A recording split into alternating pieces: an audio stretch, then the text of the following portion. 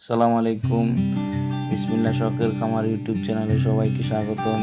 এই মুহূর্তে যে যেখান থেকে দেখছেন চ্যানেলটি সবাই সাবস্ক্রাইব করে দিবেন, লাইক কমেন্ট করবেন, শেয়ার করবেন। আশা করি সবাই ভালো আছেন। আলহামদুলিল্লাহ আমি ভালো আছি। আজকের বিষয় হচ্ছে যে পাখির খাবার নিয়ে কথা বলা, গুণগত মান পাখির খাবারের। আজকে দেখতেছেন আমি খাবার মিক্স করতেছি। এটা হচ্ছে যে নারিশের ফিড ৭৫%, আর হচ্ছে 25% হচ্ছে সোনালি স্টার্টার ফিড মিশিয়ে ভালো মতন মিশিয়ে নিচ্ছি।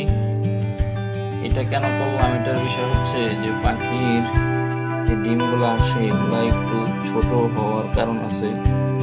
আপনার যে কিছু কিছু পাখি খাবার কম খাইলে তো ডিম ছোট আসবে, এটাই স্বাভাবিক। সেই জন্য একটু সোনালি স্টার্টার অ্যাড করলাম যেন খাবারের গুণগত মানটা ঠিক থাকে।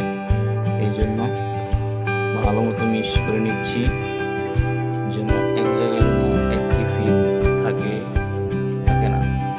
এই জন্য ভালো করে নেড়ে ছেড়ে আপনার মিশিয়ে নিচ্ছি সবগুলো ফিড।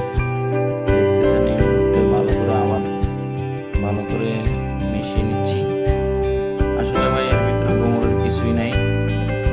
শুধু একটা কথা বারবার বলবো যে পাখির খাবার যদি মান ঠিক থাকে, ডিমের সাইজও ঠিক থাকবে।